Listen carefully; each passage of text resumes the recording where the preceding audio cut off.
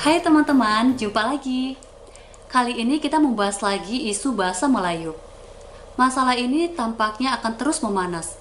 Soalnya propaganda Malaysia mengenai Melayunisasi selama ini cukup gencar dan sistematis. Kita akan menyimak video dari kanal Universitas Gadjah Mada atau UGM. Video ini memuat pendapat Profesor Dr. Masun. Beliau adalah mantan kepala Pusat Pembinaan dan Pengembangan Bahasa. Beliau bereaksi cukup keras terhadap propaganda bahasa Melayu dan budaya Melayu.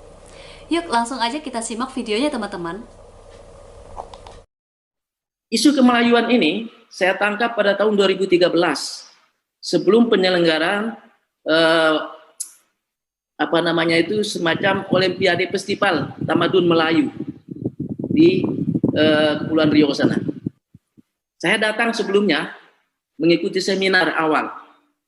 Saya terkaget-kaget di ruang seminar itu seorang guru SMA bertanya pada saya ketika diskusi saya menjadi pemakalah waktu itu dengan menggunakan bahasa Indonesia yang sama dengan bahasa Melayu.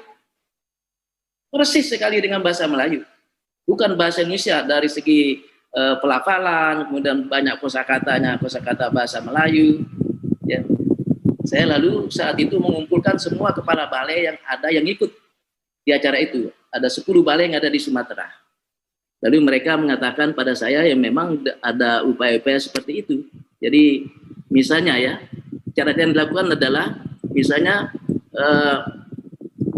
gencar gerakan Melayu ini, ada misalnya konferensi Tamadun Melayu, lalu ada beasiswa yang ke Malaysia, lalu pemberian gelar adat pada pemerintah dan tokoh-tokoh lokal seperti pemberian naskah. Itu sangat laris naskah kita diburu oleh mereka dengan harga yang tinggi. Jadi banyak melepaskan naskah-naskah kita yang disimpan hati-hati oleh rakyat setempat ya.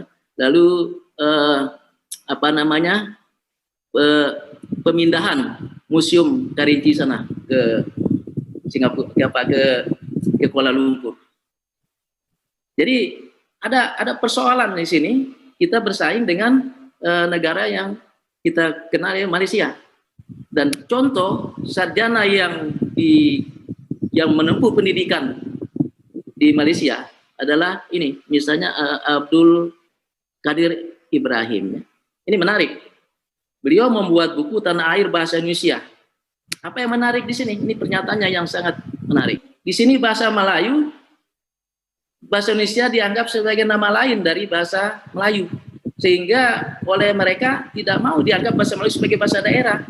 Padahal buat kita bahasa Melayu, ketika Indonesia merdeka, dengan keluarnya Undang-Undang Dasar 45, maka semua bahasa yang ada di Indonesia selain bahasa Indonesia dan bahasa asing adalah bahasa daerah, termasuk bahasa Melayu.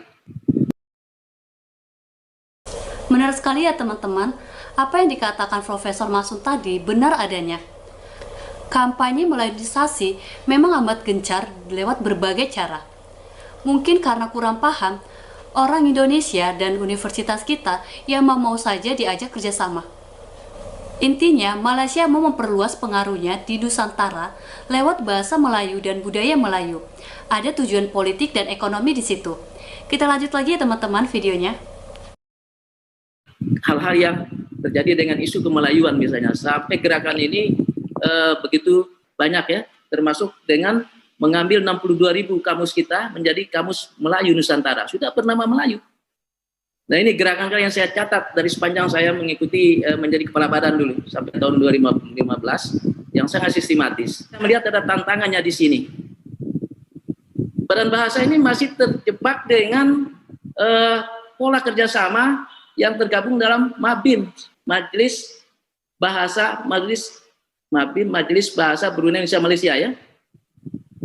Nah, ada komunike bersama yang ditulis, yang ditandatangani oleh 3 menteri saat itu.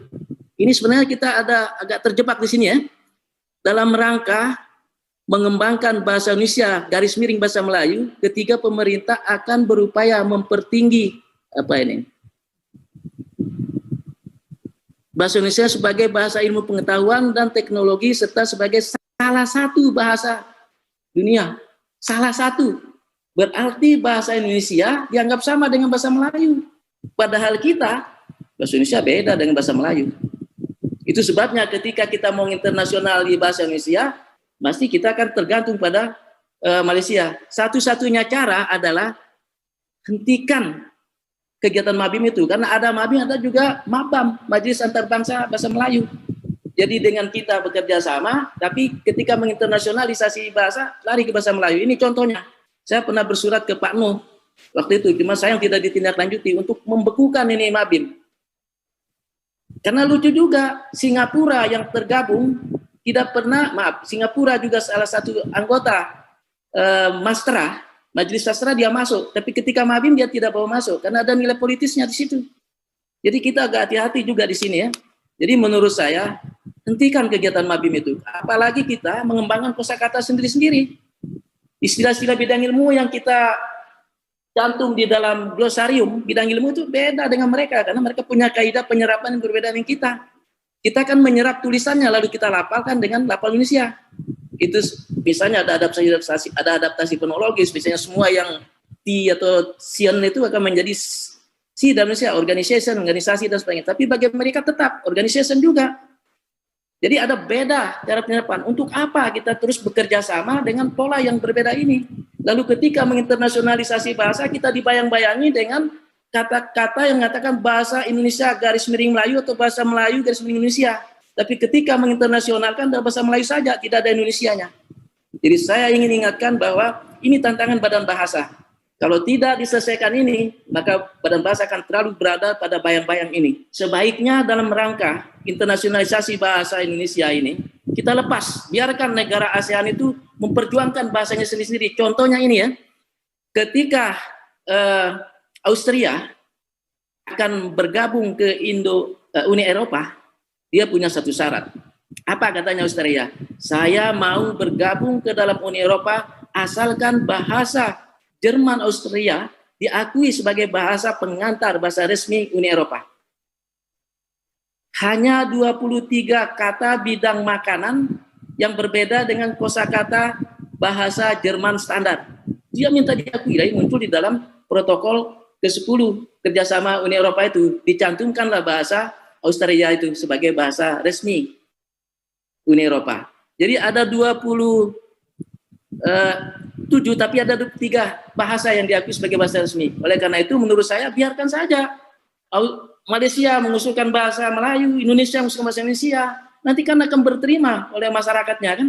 Jadi kita biar alam yang menyeleksinya sebagaimana model Austria. Austria ini negara kecil, memperjuangkan identitasnya. Kok kita negara besar dengan 250 juta penduduk harus mengalah dengan negara-negara kecil yang penuturnya kecil. Dan harus diingat bahasa Melayu yang di Malaysia sudah mulai terpinggir akibat kebijakan Perdana Menteri Mahathir pada periode pertama. Semua sains harus berbahasa Inggris waktu itu.